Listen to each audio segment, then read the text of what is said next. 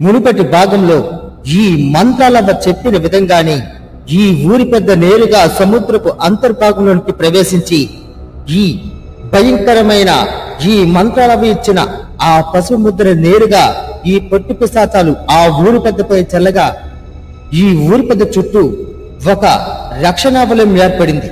అంతేకాదు ఊరి పెద్దకి ఎదురుగా ఒక భయంకరమైన పిశాచి ఎదుర్కొంటూ వస్తూ ఉండగా ఈ పొట్టుదయ్యాలు రెండూ వెళ్లి ఆ పిశాచిని అక్కడికక్కడే బంధించి ఉంచాయి. ఈ పొట్టు పిశాచాలు ఊరి పెద్దతో ఇలా అంటూ ఉన్నాయి, ఇదిగో ఊరి పెద్ద గారు, ఇక మీరు ధైర్యంగా ముందుకు సాగిపోవచ్చు. ఈ పిశాచిని మేము బంధించాం. మీరు ఆ వజ్రముకుటం తీసుకున్న వెంటనే ఈ పిశాచి ఇక్కడికిక్కడే నాశనం అయిపోతుంది. త్వరగా త్వరగా వెళ్ళండి.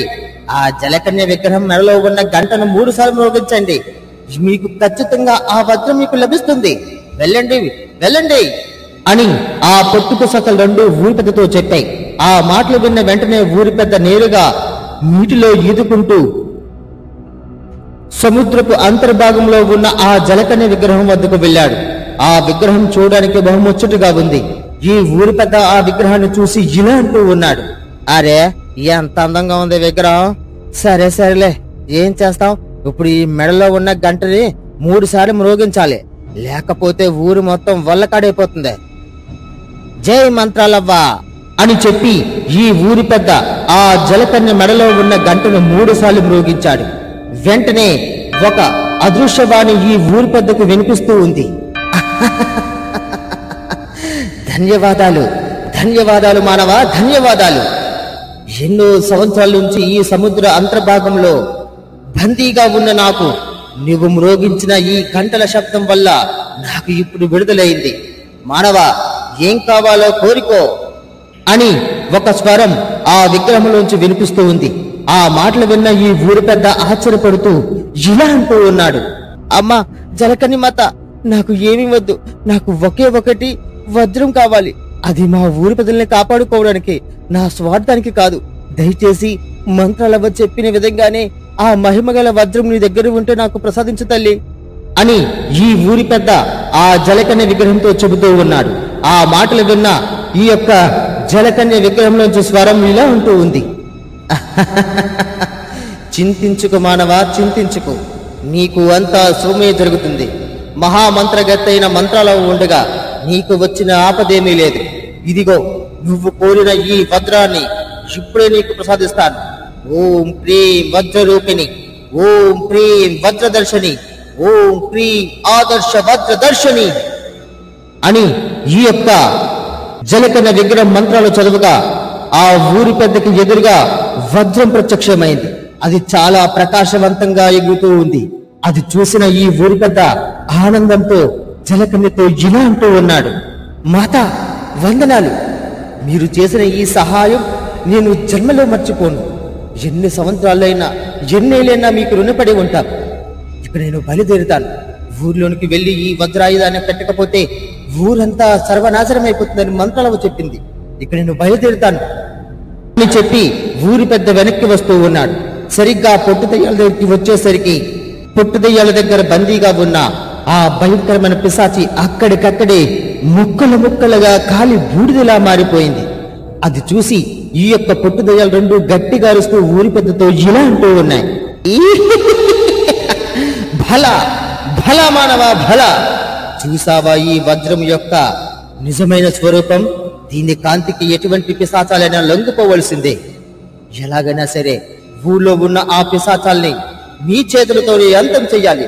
పదండి త్వరగా, ఇక్కడి నుంచి బయలుదేరుదాం అని చెప్పి ఈ పొట్టుదయ్యాలు రెండు ఊరి పెద్దని నేరుగా గాల్లో ఎగురుకుంటూ తీసుకుని వస్తూ ఉన్నాయి. ఈదలా ఉండగా మంత్రాలవ్వ తన గుహలో తన రూపాన్ని మార్చుకొని ఊరి పెద్ద రూపాన్ని స్వీకరించింది. తను ఇలా అనుకుంటూ ఉంది, కాచుకో పర్ణిక కాచుకో, ఇంతకాలం అమాయకమైన ప్రజలను మోసం చేసినట్లు ఇప్పుడు నువ్వు నన్ను మోసం చేయలేవు. మహిత కలిగిన మంత్రాలవ్వ శక్తి ముందు నీ శక్తి శూన్యమైపోతుంది. ఇప్పుడే వస్తున్నా, కాచుకో అని చెప్పి ఆ మంత్రాలవ్వ అక్కడి నుంచి నేరుగా ఈ ఊరి చివరికి ప్రత్యక్షమైంది. ఊరి చివరిన తన అన్న కోసం ఎదురు చూస్తూ ఉన్న ఊరి పెద్ద తమ్ముడు ఒక్కసారిగా ఈ ఊరి పెద్ద రూపంలో ఉన్న మంత్రాలవ పైకి ఆ మంత్రాలవ ఇచ్చిన మంత్రదండాన్ని ఇసురుగా ఒక్కసారిగా అది ముక్కలుగా మారిపోయింది. అది చూసి ఈ ఊరి పెద్ద తమ్ముడు ఆశ్చర్యపోయాడు. తను ఇలా అనుకుంటూ ఉన్నాడు, అరే, మంత్రగత్తె ఇచ్చిన ఈ మంత్రదండం ముక్కలు ముక్కలుగా మారిపోయింది. అన్నా, నిన్ను ఎలాగైనా విడిచిపెట్టేది లేదు. నిన్ను ఖచ్చితంగా ఇక్కడికిక్కడే మట్టి కరిపించి నీ ఆస్తి మొత్తాన్ని నా వశం చేసుకుంటాను. ఈ ఊరి పెద్ద తమ్ముడు గట్టిగా అరిచి చెబుతూ ఉన్నాడు. ఆ మాటలు విన్న ఊరి పెద్ద రూపంలో ఉన్న మంత్రగత్తె ఇలా అంటూ ఉంది, ఒరే అత్యాసపరుడా, నీలాంటి వాళ్ళు ఉండబట్టికే ఊరిలోనికి ఇలాంటి పిశాచాలు ప్రవేశించి అమాయకులైన ప్రజలని చంపుకు తింటూ ఉన్నాయి. నీలాంటి వాడికి బుద్ధి చెప్పే సమయం ఆసన్నమైంది. నువ్వు అనుకున్నట్లు ఆ మంత్రగత్తె నీకు సహాయం చేయడానికి రాలేదు. నీ ప్రాణాలు కూడా ఆ పన్నికాదయానికి బలి ఇవ్వడానికి వచ్చింది. కావాలంటే చూపిస్తాను చూడు అని చెప్పి ఊరి పెద్ద రూపంలో ఉన్న మంత్రాలవ తన రూపాన్ని మార్చుకొని అదృశ్య దోషులలో ఈ ఊరి పెద్ద తమ్ముడికి మంత్రగత్తె అనుకున్న మాటలన్నింటినీ వినిపించింది. అది ఎంత విన్నా ఈ ఊరి పెద్ద తమ్ముడు ఒక్కసారిగా ఆశ్చర్యపోయాడు. ఈ మంత్రాలవతో ఇలా అంటూ ఉన్నాడు, అవ్వా, నిజంగానా? ఆమె నన్ను బలి ఇవ్వడానికి నన్ను కోరిందా? అయ్యో బాబోయ్, తుడిలో ప్రాణాపాయం పోయింది. లేకపోతే ఆ పన్నికాదయ్యానికి నన్ను బలి ఇచ్చేసేది. అయినా అవ్వ, మీరే ఆలోచించండి. ఆస్తి మొత్తం మా అన్న అనుభవిస్తున్నాడు. ఊరి మీద పెత్తనం కూడా మా అన్నే చేస్తూ ఉన్నాడు. నేను ఎందుకవ్వా అని ఊరి పెద్ద తమ్ముడు ఈ మంత్రాలవతో చెబుతూ ఉన్నాడు. ఆ మాటలు విన్న ఈ మంత్రాలవ్వ ఊరి పెద్ద తమ్ముడితో ఇలా అంటూ ఉంది, ఆపురా ఆపు. నీ అన్న గురించి నీకేమి తెలుసు? నీ ఆస్తిలో సగం ఎప్పుడో నీ పేన రాశాడు. అంతేకాదు, వచ్చే సంవత్సరం నుంచి ఊరి పెత్తనం కూడా నీకే అప్పచెప్పుద్దామని తన భార్యతో చెప్పుతూ ఉండగా నా అదృశ్యవాణిలో చూపిస్తాను చూడు అని చెప్పి ఈ యొక్క మంత్రాలవ్వ అదృశ్యవాణిలో తన అన్న భార్యలు మాట్లాడుకుంటూదంతా ఈ ఊరి పెద్ద తమ్ముడికి వినిపించాడు. ఆ మాటలు విన్న ఈ ఊరి పెద్ద తమ్ముడు చాలా బాధపడుతూ మంత్రాలవ్వతో ఇలా అంటూ ఉన్నాడు, అయ్యో, ఎంత పని చేశాను. ఎంతో మంచివాడమైన మా అన్న పైన ఎంతో కక్షాదింపులు చేశాను. ఎన్నోసార్లు చంపుదామని కూడా చూశాను. ఎంత పెద్ద అపాయం తప్పింది. అవ్వా, మంత్రాలవ్వ, దయచేసి నన్ను విడిచిపెట్టవద్దు. నన్ను మీ చేతులతో చంపేయండి. ఖచ్చితంగా మీ చేతిలో తెస్తే నాకు స్వర్గప్రాప్తి లభిస్తుంది. మంత్రాలవ్వ, దయచేసి నన్ను చంపేయండి. ఊళ్ళో జరుగుతున్న అనార్థానికి మొత్తానికి నేనే కారణం. ఎలాగైనా సరే నన్ను చంపేయండి మంత్రాలవ్వ అని చాలా బాధపడుతూ ఏడుస్తూ ఉన్నాడు ఈ ఊరి పెద్ద తమ్ముడు. అది ఎంత విన్నా ఈ మంత్రాలవ్వ ఊరి పెద్ద తమ్ముడితో ఇలా అంటూ ఉంది, నాయనా, పశ్చాత్తాపానికి మించిన శిక్ష ఏమీ లేదు. కానీ ఇప్పుడు నువ్వు పశ్చాత్తాపడి లాభమేమీ లేదు. జరగవలసిన అనర్థమంతా జరిగింది. ఊళ్ళో ఆ భయంకరమైన మంత్రగత్తె ఊరిని మొత్తాన్ని అష్టదిగ్బంధనం చేసి పిశాచాలను ఊళ్ళోకి ప్రవేశపెట్టింది. తద్వారా ఎంతో మంది ప్రజలు ఆ పిశాచాల నోటిలో పడి మరణపాలయ్యారు. ఎలా అయినా సరే ఆ మంత్రగత్తెను ఎదుర్కొని ఆ పిశాచాలను ఊరి నుంచి తరిమి కట్టి సర్వనాశనం చెయ్యాలి. పద వెళ్దాం. నువ్వు నేను చెప్పిన విధానంగా చెయ్యి. నేను మీ అన్న రూపంలోనికి మారిన తర్వాత నువ్వు నన్ను చంపినట్లు నన్ను నీ భుజంపై వేసుకొని నేరుగా ఆ మంత్రగత్తె వద్దకు తీసుకుని వెళ్ళు. ఆ మంత్రగత్తె తన మంత్రదండంతో నాపై ఒక్కసారిగా పెట్టేసరికి నేను తిరిగి మరలా నా రూపాన్ని పొంది నా మంత్రదండాన్ని ఆ మంత్రగత్తె యొక్క శిరస్సుపై ఉంచాలి. వెంటనే ఆమె అక్కడికక్కడే బూడిదలా మారిపోతుంది. తరువాత ఇప్పుడు మీ అన్న సముద్ర భూభాగంలోంచి తీసుకుని వస్తూ ఉన్న ఆ వజ్రాయుధాన్ని ఊరి మధ్యలో పెట్టి భూతకాలే ప్రవేశిని, భూతకాలే ప్రవేశిని, భూతకాలే ప్రవేశిని అని 3 సార్లు ఈ మంత్రాన్ని జపించాలి. ఈ ఊరు నలుమూల దాకా ఉన్న ఆ పిశాచాలన్నీ నేరుగా ఊరి నడిమధ్యలోకి చేరుకుంటాయి. మరుక్షణమే నా మంత్రదండంతో ఆ పిశాచాలన్నిటినీ అక్కడికక్కడే మట్టి కరిపిస్తాను. త్వరగా నేను చెప్పిన విధంగా అంతా చెయ్యి మిత్రమా అని ఈ యొక్క మంత్రాలవ్వ ఊరి పెద్ద తమ్ముడితో చెప్పి ఆ మాటలన్నీ విన్న ఈ ఊరి పెద్ద తమ్ముడు సరేని చెప్పాడు. వెంటనే ఈ మంత్రాలవ్వ ఊరి పెద్ద రూపం స్వీకరించి ఈ ఊరి పెద్ద తమ్ముడు ఆ రూపాన్ని తన భుజంపై వేసుకుని నేరుగా ఊరి పెద్ద ఇంటి ముందు ఉన్న ఆ మంత్రగత్తె ముందుకు ప్రత్యక్షమయ్యాడు. ఈ మంత్రగత్తెతో ఊరి పెద్ద తమ్ముడు ఇలా అంటూ ఉన్నాడు, మంత్రగత్త, విజయోత్సవం, విజయోత్సవం. నువ్వు చెప్పిన విధంగానే నువ్వు ఇచ్చిన ఈ మంత్రదండాన్ని మా అన్న శిరస్సుపై ఒక్కసారిగా విసిరాను. వెంటనే ఎక్కడికక్కడే స్పృహ తప్పి చనిపోయాడు. ఇదిగో మీ ముందుకు ప్రత్యక్షం చేస్తాను. ఇక వీడి శరీరాన్ని మీరు ఏం చేసుకుంటారో చేసుకోండి. ఇక వీడు ఉన్న ఆస్తి మొత్తాన్ని నేను అనుభవిస్తాను అని గట్టిగా నవ్వుతూ ఉన్నాడు ఈ ఊరి పెద్ద తమ్ముడు. అది ఎంతా గమనిస్తూ ఈ యొక్క మంత్రగత్తె ఇలా అంటూ ఉంది. పర్ణికా పిశాచానికి బలి కాబోతున్న నీ దేహం కూడా ఇప్పుడు నా వశం కాబోతుందిరా అల్పమానవ. ఓం క్రీం ఫట్ చట్ పాగహనం మంత్రాలు చదువుగా ఈ ఊరి పెద్ద తమ్ముడు ఒక్కసారిగా గాల్లోకి తేల్చిపోయాడు. ఈ ఊరి పెద్ద తమ్ముడు గట్టిగా అరుస్తూ కాపాడండి కాపాడండి అంటూ గట్టిగా అరుస్తూ ఉన్నాడు. అది ఎంత వింటున్న ఈ యొక్క మంత్రగత్తె ఇలా అంటూ ఉంది. ఒరే, నీ వంటి దుష్ట మానవుడు ఈ భూలోకంలోనే ఉండడురా. సొంత అన్నని ఆస్తి కోసం చంపాలనుకున్నావు. ఊరి పెత్తనం కోసం అన్న కుటుంబం నాశనం కోరుకున్నావు. అటువంటిది నువ్వు నీకు శక్తులు వచ్చిన తర్వాత నన్ను చంపకుండా ఉంటావని నమ్మకం ఏముంది? అందుకనే నిన్ను ఆ పారినక దయ్యానికే బలి ఇచ్చేస్తా.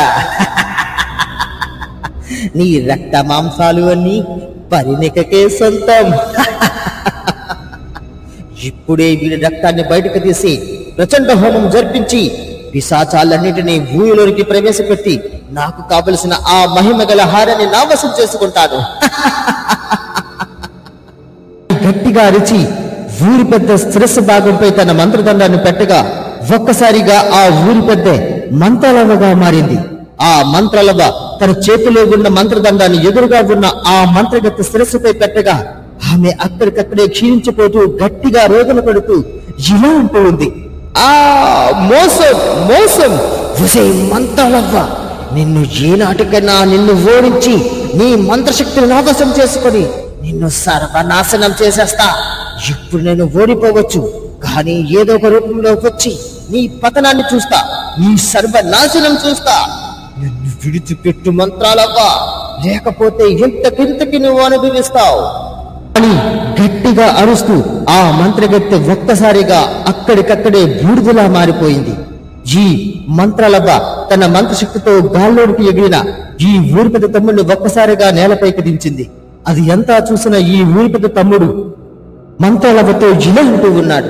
జై హో మంత్రాలవ్వ, జై హో. అవ్వ, నీ శక్తి అమోఘం. ఎంతో భయంకరమైన ఈ మంత్రగత్తిని ఒక్క దెబ్బకే నేల కరిపించావు. ఇక మా అన్న తీసుకొస్తూ ఉన్న ఆ వజ్రాయుధాన్ని ఊరిన మధ్యలో పెట్టగా ఈ పిశాచాలన్నీ నాశనం అవుతాయి. మంత్రాలవ్వ, నీవు ఉన్నంత వరకు మా ఊరికి ఎటువంటి భయము లేదు. ఎటువంటి పిశాచాలు వచ్చినా సరే మంత్రాలవ్వ ముందు తునాతునికులైపోతాయి.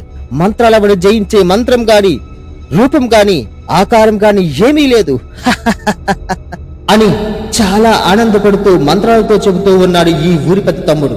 ఇంతలో ఈ ఊరి పెద్ద నేరుగా పొట్టు దయ్యాలతో పాటు ఊరి నడుమలోనికి ప్రవేశించి ఆ వజ్రాన్ని ఒక్కసారిగా ఊరి నడుమలోనికి ప్రవేశపెట్టారు. వెంటనే ఈ మంత్రాలవ్వతో పాటు ఊరి పెద్ద తమ్ముడు కూడా అక్కడికి ప్రత్యక్షమయ్యారు. ఈ మంత్రాలవ్వ ఊరి పెద్దతో ఇలా అంటూ ఉంది. మెచ్చుతిని మెచ్చుతిని, నీ ప్రాణాల సైతం లెక్క చేయకుండా జల అంతర్భాగంలోనికి ప్రవేశించి భయంకరమైన పిశాచాలతో పోరాడి ఈ వజ్రాన్ని సాధించినందుకు నేను నీకు మెచ్చుతిని. ఖచ్చితంగా నీకు ఆ భగవంతుడు ఎప్పుడూ మేలే చేస్తాడు. ఇదిగో నువ్వు తీసుకొచ్చిన ఈ వజ్రాయుధంతోనే ఈ ఊరిలోనికి ప్రవేశించిన ఆ పిశాచాలన్నీ ఒక్కొక్కటిగా ఇక్కడికి ప్రత్యక్షమవుతాయి, నా చేతిలో మరణ పాలవుతాయి. ఓం క్రీం భూత ప్రత్యక్షమి, ఓం క్రీం భూత ప్రత్యక్షమి, ఓం క్రీం భూత ప్రత్యక్షమి అని మంత్రాలు చదవగా ఈ ఊరి నడుమలోకి ప్రవేశపెట్టిన ఆ పిశాచాలు రెండు నేరుగా అక్కడికి ప్రత్యక్షమయ్యాయి. ఆ పిశాచాలు రెండు గట్టిగా గోల చేస్తూ మంత్రాలవతో ఇలా అంటూ ఉన్నాయి. విజయ్ మంత్రాలవ, ఇంకా నువ్వు నాశనం అవ్వలేదా? భయంకరమైన ఆ పర్ణిక మంత్రగత్తెని సర్వనాశనం చేసి ఇప్పుడు మమ్మల్ని నాశనం చేయడానికి వచ్చావా? అది చల్లదు. ఇప్పుడే నిన్ను ఇక్కడ మేము ఇద్దరం కలిసి నిన్ను సర్వనాశనం చేస్తాం. మహాభయంకర ప్రచండము ప్రత్యక్ష ప్రత్యక్ష మంత్రాలు చదువుతూ ఉండగా ఈ యొక్క మంత్రాలవ్వ ఊరి పెద్ద తీసుకుని వచ్చిన ఆ మహిమగల వజ్రాన్ని తన వైపుకి ఒక్కసారిగా విసిరింది. ఆ కాంతికి ఈ దయ్యాలు రెండు అక్కడికక్కడే బూడిదలా మారిపోయి చనిపోయాయి. అది ఎంత చూసినా ఈ ఊపిరితో పాటు పొట్టుదయ్యలు కూడా గట్టిగా అరుస్తూ ఇలా ఉంటూ ఉన్నాయి. జై హో మంత్రాలవ్వ, జై హో, జై హో మంత్రాలవ్వ, జై హో. నీ శక్తి అమోఘం, నీ యొక్క మంత్ర మహిమ అమోఘం.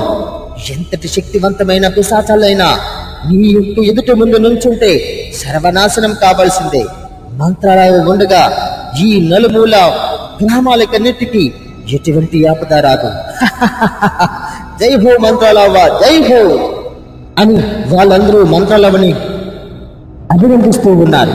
అది ఎంత విన్న ఈ మంత్రాలవ్వ ఈ యొక్క ఊరి పద్ధతితో ఇలా అంటూ ఉంది.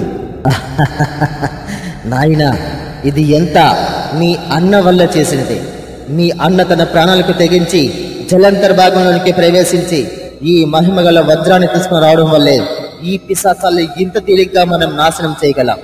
కానీ మరొక విషయం, మీ ఇంటి అడుగుభాగంలో ఉన్న ఆ మహిమగల హారాన్ని నాకు వశం చెయ్యండి. లేదంటే ఎన్నో పిశాచాలు ఆ మహిమగల హారం కోసం ఈ ఊరిపైకి దండయాత్ర చేస్తూనే ఉంటాయి. తద్వారా ఊరికి ఎంతో అపకీర్తితో పాటు ఊరి ప్రజలు కూడా మరణిస్తూ ఉంటారు. వెళ్ళండి, వెళ్ళి ఆ హారాన్ని తీసుకురండి. ఈ మంత్రాలను వారితో చెప్పగా ఊరి కొత్త పేరుగా తన ఇంటి వద్దకు వెళ్లి ఆ హారాన్ని తీసుకుని నేరుగా ఈ మంత్రాలవ్వకి ఇచ్చాడు. మంత్రాలవ్వ ఈ ఊరి పెద్దతో ఇలా అంటూ ఉంది. ఇక నుంచి ఈ హారం నా సంరక్షణలో ఉంటుంది. ఈ వజ్రాన్ని ఈ ఊరు నడిమధ్యలోనే గొయ్యి తీసి పాతిపెట్టి ఉంచండి. ఇక ఎన్నటికీ ఎప్పటికీ ఈ ఊళ్ళోనికి భూత ప్రేత పిశాచాలు ప్రవేశించకుండా ఈ వజ్రం యొక్క కాంతి రక్షణగా మీ ఊరుకు ఉంటుంది. ఇక అందరూ హాయిగా జీవించండి అని చెప్పి మంత్రాలవ్వ అక్కడి నుంచి అదృశ్యమైపోయింది. ఆ రోజు నుంచి ఊర్లో పెద్దందరూ హాయిగా జీవనం సాగిస్తూ ఉన్నారు. ఊరు పెద్ద కూడా తన తమ్ముడికి కొన్ని బాధ్యతలను అప్పగించి ఎంతో హాయిగా జీవనం సాగిస్తూ ఉన్నారు.